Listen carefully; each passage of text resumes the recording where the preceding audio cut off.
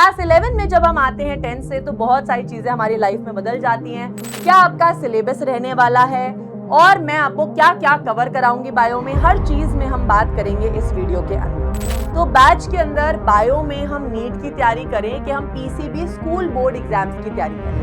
क्यों मैम? क्योंकि यार मार्केट में बहुत बच्चे ना बुक शॉप से बुक खरीदने जाते हैं तो वो पुरानी दे देते हैं। अब पुरानी में क्या कुछ चैप्टर डिलीट हो चुके थे, बट बॉटनी में यूजुअली ना थोड़ा सा बच्चे स्ट्रेस करने लगते हैं कि यार मैम याद करने वाली चीजें बहुत ज्यादा हो रही हैं। Hello everyone, welcome to the platform of physics Wallah. I am your biology educator, my name is doctor Arushi Tuli और आज हम बात करने वाले हैं इस वीडियो में about your biology syllabus. Class 11 में जब हम आते हैं 10 से तो बहुत सारी चीजें हमारी लाइफ में बदल जाती हैं। पहले हम एक क्लास 10 में एक पतली सी साइंस बुक में फिजिक्स, केमिस्ट्री और बायो पढ़ते थे। अब आपकी फिजिक्स की बुक अलग है, केमिस्ट्री की बुक अलग है, बायो की अलग है। किस तरीके से आपको बायोलॉजी पढ़ना है, किस तरीके से आपको नोट्स बनाने हैं, क्या आपका सिलेबस रहने वाला है और मैं आपको क्या क्या कवर कराऊंगी बायो में, हर चीज में हम बात करेंगे इस वीडियो के अंदर। तो चलिए यार, without any further delay let's start with the video. How to start class 11th। सबसे पहले भाई आपके पास ये एनसीईआरटी की क्लास 11 बायो की बुक होनी चाहिए। ये कुछ ऐसी प्यारी सी नजर आती है, ठीक है। सबसे इंपॉर्टेंट ये न्यू होनी चाहिए। क्यों मैम? क्योंकि यार मार्केट में बहुत बच्चे ना बुक शॉप से बुक खरीदने जाते हैं तो वो पुरानी दे देते हैं। अब पुरानी में क्या कुछ चैप्टर डिलीट हो चुके थे तो फिर आपको दिक्कत आने लगती है। तो आई वुड टोटली सजेस्ट कि आप न्यू एनसीईआरटी खरीदिए और बोलिए कि न्यू चाहिए। अब मान लीजिए आपकी क्लासेस शुरू होने से पहले आप लोगों ने एनसीईआरटी नहीं खरीदी, आपके पास एनसीईआरटी नहीं है, आप www.ncrt.nic.in पर जा सकते हैं, वहां से आप एनसीईआरटी को डाउनलोड भी कर सकते हैं इसकी पीडीएफ। बट बायो में बेटा एनसीईआरटी एक सोल बुक है, मतलब है ना, ये आपकी करता धरता है, इसी को पढ़ना होता है हमें, है ना। तो ये तो आपको खरीदनी ही है। फिर बात करें कि मैम आप जब हम बैच में पढ़ाई करेंगे तो बैच के अंदर बायो में हम नीट की तैयारी करें कि हम पीसीबी स्कूल बोर्ड एग्जाम्स की तैयारी करें। सबसे बड़ा सवाल ये रहता है बच्चों का। तो यार मैं आपको बताती हूँ, चाहे नीट हो चाहे आपके स्कूल बोर्ड्स हो, बायो में एनसीईआरटी ही फॉलो की जाती है। और आप लोगों को बेटा सब्जेक्टिव क्वेश्चंस भी कराए जाएंगे और ऑब्जेक्टिव क्वेश्चंस भी कराए जाएंगे उदय बैच के अंदर। अगर आप उदय बैच का हिस्सा हैं तो ये दोनों टाइप के क्वेश्चंस कराए जाएंगे। स्कूल बोर्ड एग्जाम्स के लिए अगर मैं बात करूं तो हम सब्जेक्टिव क्वेश्चंस करेंगे और ऑब्जेक्टिव क्वेश्चंस में हम नीट के पीवाईक्यूज लगाएंगे, ताकि इन शॉर्ट आपकी बायो का हम ऑब्जेक्टिव और सब्जेक्टिव पार्ट दोनों स्ट्रॉन्ग कर सकें। तो यार अगर बहुत सारे बच्चों के मन में ये क्वेश्चन है कि मैम अगर हम नीट की तैयारी कर रहे हैं तो प्लीज ऑब्जेक्टिव क्वेश्चन पे ज्यादा फोकस, आप स्कूल एग्जाम की तैयारी कर रहे हैं सब्जेक्टिव क्वेश्चन पे ज्यादा फोकस। बट ये दोनों का कॉम्बो हो जाए तो उससे बढ़िया चीज कोई नहीं हो सकती, क्योंकि बायो एक सब्जेक्ट ही थ्योरेटिकल है बेटा, तो दोनों चीजें आपको करनी आनी चाहिए। फिर हम बात करते हैं, जब आप भाई क्लास 11 में आते हो बायो दो पार्ट्स में डिवाइड होती है। हालांकि आपकी क्लास 11 एनसीईआरटी की बुक में ऐसे बॉटनी जूलॉजी करके कोई अलग अलग पेजेस नहीं दे रखे हैं, बट मैं आपको बताना चाहूंगी कि बॉटनी होती है बेटा पौधों की स्टडी, प्लांट्स की स्टडी, और जूलॉजी होती है एनिमल्स की स्टडी, है ना। दोनों में बच्चों को ज्यादातर जूलॉजी जो है काफी इजी लगती है, क्योंकि हम अपनी बॉडी के बारे में, एनिमल्स की बॉडी के बारे में पढ़ते हैं, बहुत मजा आता है। बट बॉटनी में यूजुअली ना थोड़ा सा बच्चे स्ट्रेस करने लगते हैं कि यार मैम याद करने वाली चीजें बहुत ज्यादा हो रही हैं, चीजें डिफिकल्ट फील हो रही हैं। तो यार कोई दिक्कत नहीं है, बॉटनी के अंदर चीजें बहुत सिंप्लीफाइड करके आपको पढ़ाई जाएंगी, कहीं भी दिक्कत फेस नहीं करोगे, बहुत मजा आएगा, चिंता मत करो, बायो सब्जेक्ट ही फन है। अब हम बात कर लेते हैं आपके सिलेबस की, क्योंकि इंडेक्स तो आपने अभी तक खोल के नहीं देखी होगी। बहुत बच्चे ना बुक्स एकदम नया साल शुरू होते ही ना कवर्स और बुक्स और चीजें खरीद के ले आते हैं, खोल के उन्हें कोई नहीं देखता, है ना। तो भाई आपकी जो एनसीईआरटी है इसमें आपके 5 यूनिट रहते हैं क्लास 11th के अंदर, ठीक है। That is unit 1 diversity in living world, unit 2 structural organisation in plants and animals, unit 3 cell structure and function, unit 4 plant physiology, unit 5 human physiology. अब मैम इसमें चैप्टर्स कैसे डिवाइडेड रहते हैं वो मैं आपको समझाती हूँ। लिविंग वर्ल्ड और बायोलॉजिकल क्लासिफिकेशन यूजुअली बॉटनी में पढ़े जाते हैं, ये दोनों चैप्टर, ये तीनों स्टार्टिंग के 3 प्लांट किंगडम तक। एनिमल किंगडम जूलॉजी का पार्ट रहता है। Morphology of flowering plants and anatomy of flowering plants, समझ आ रहा है, प्लांट प्लांट है भाई, दोनों बॉटनी के चैप्टर हैं। स्ट्रक्चरल ऑर्गेनाइजेशन एंड एनिमल्स जो है आपका जूलॉजी का हिस्सा रहता है। Cell structure, cell unit of life biomolecule, cell cycle, ये जो तीनों चैप्टर है ये कॉमन चैप्टर हैं बॉटनी एंड ज़ूलॉजी के, तो मैंने यहाँ पे लिखना चाहूंगी दीज आर कॉमन चैप्टर्स।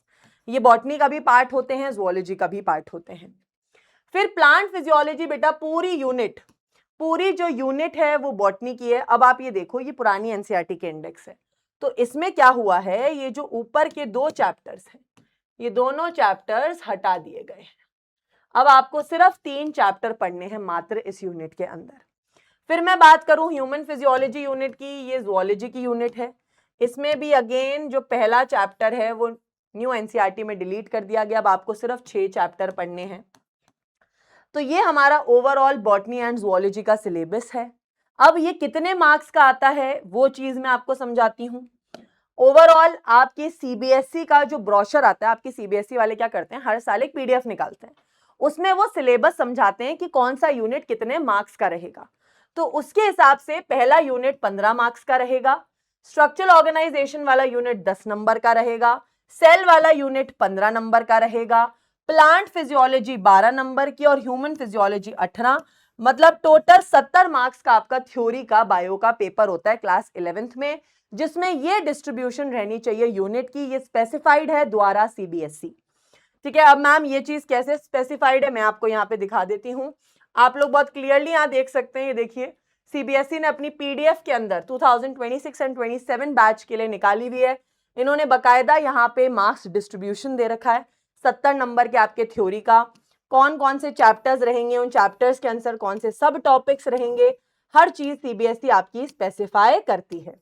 अब यहाँ पर सवाल उठता है मैम 70 मार्क्स की तो हमारी थ्योरी होती है, यस 30 मार्क्स का आपका स्कूल प्रैक्टिकल एग्जाम होता है।